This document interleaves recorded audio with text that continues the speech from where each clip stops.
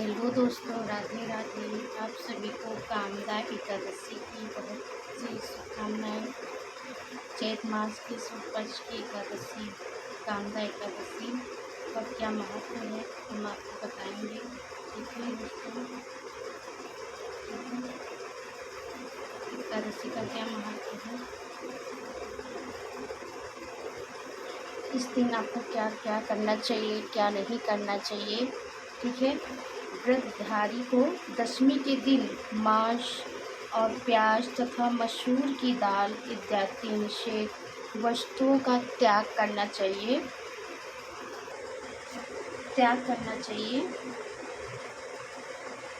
रात्रि को ब्रह्मचार्य रखे। स्त्री को रमण न करना चाहिए। प्रातः एकादशी को लकड़ी का दत्तूर न करे। नींबू, जामुन या आम के पत्ते लेकर चबा ले और उंगली पर कंठ शुद्ध कर ले। वृक्ष से पत्ता तोड़ना भी वर्जित है इस दिन, ठीक है। तो पत्ता भी इस दिन नहीं तोड़ा जाता है, अतः स्वयं गिरा हुआ पत्ता लेकर सेवन करें। फिर स्नान कर मंदिर में जाना चाहिए। गीता का पाठ करना चाहिए, जो आप कर सकते हैं। प्रभु के सामने यह प्रण करना चाहिए कि आप आज मैं चोर, पाखंडी और दुराचारी मनुष्य से भी बात नहीं करूँगा और न किसी को के दिल में दुखाऊंगा।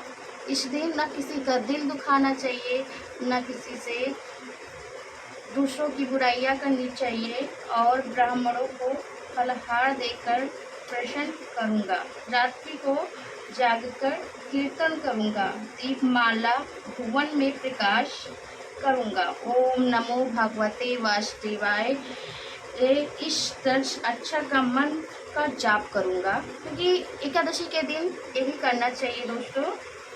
ओम नमो भगवते वासुदेवाय नमः जाप करना चाहिए। राम, कृष्ण, नारायण इत्यादि विष्णु सहस्रनाम को कंठ का भूषण बनाऊंगा। ऐसी प्रतिज्ञा करे। प्रभु मंदिर में प्रार्थना करे कि मेरी लाज आपके हाथ में है, अतः मेरे प्राण को पूरा करना। जैसे मैं प्रण ले रहा हूँ तो प्रभु आप पूरा करना।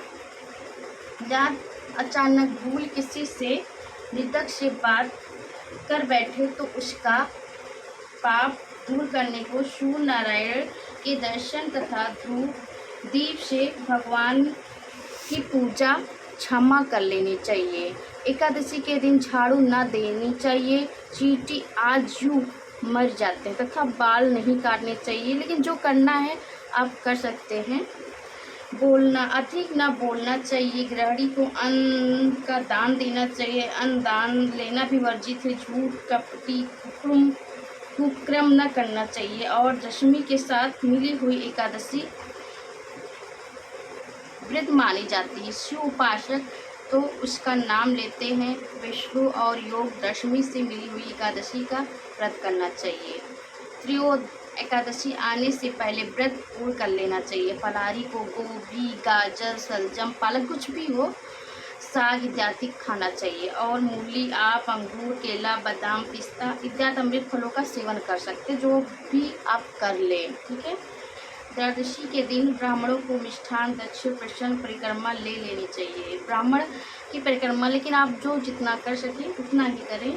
संबंध के अनुसार संबंधियों मृत्यु हो जाए तो उस दिन एकादशी का व्रत रखकर उसका फल से संकल्प कर देना चाहिए। और गंगा जी में अश्वमेध पुष्प का प्रवाह करने पर भी एकादशी व्रत रखकर फल प्राणी को निमित्त दे देना चाहिए। प्राणी मात्र से अंतर्यामी और अवतार समझकर किसी से छल कपट ना करना। मधुर भाषण करना। कोई अपमान करे तो उसे आशीर्वाद देना। क्रोध मत करना। क्रोध चंडाल का अवतार है। आप देवता रूप हो। संतोष कर लेना। संतोष का फल सर्वदा मधुर होता है।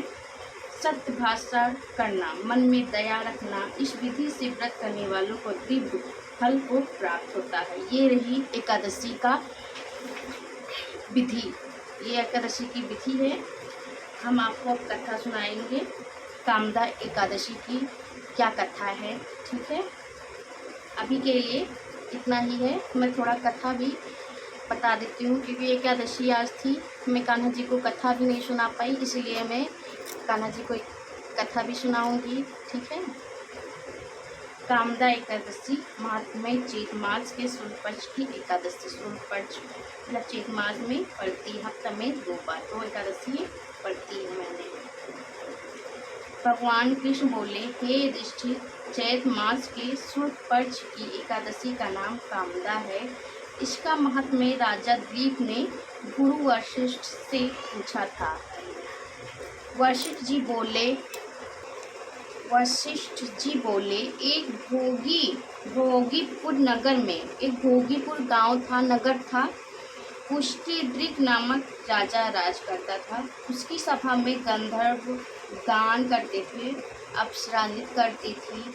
उनमें ललिता नाम गंधर्वनी का गंधर्व भी रहता था। उसका परस्पर अति प्रेम था। एक दिन राजसभा में ललित गंधर्व गान कर रहा था। ललिता उसके सामने न थी।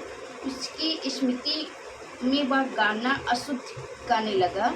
किसी ने राजा के सामने चुंगली खोली। राजा को क्रोध उत्पन्न हुआ। ललित को बुलाकर कहा, तुमने मेरी सभा में स्त्री का स्मृत का अशुद्ध गाना गाया। इस कारण श्राप देता हूँ, तू राक्षस बनकर कर्म का फल भोगेगा। राजा ने उसको श्राप दिया और कहा कि तुम राक्षस बनकर कर्म का फल भोगेगा।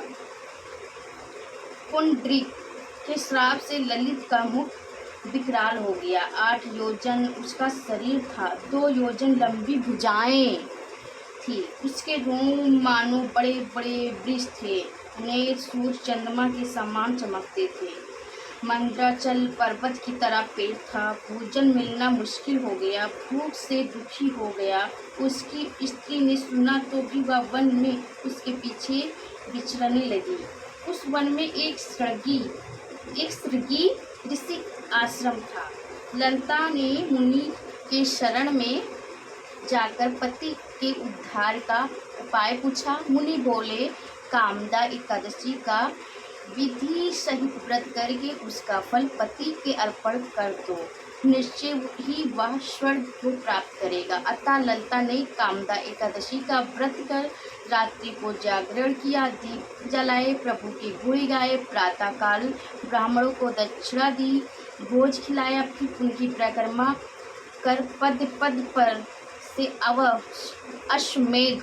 अश्वमेध का यज्ञ का फल लिया, जिसे ब्राह्मणों के समान पति के करने का अप्रण संकल्प का दिया। उसी समय वह राक्षस योनि से छुटकारा पत्नी के सहित स्वर्ग में को चला गया। फलहार इस दिन लूंगो का सागर लेना चाहिए। लूंगो अर्थात ओगा का फल, दूध दही फल हाथ ले सकते हैं। बोलो एकादशी भगवान की जय।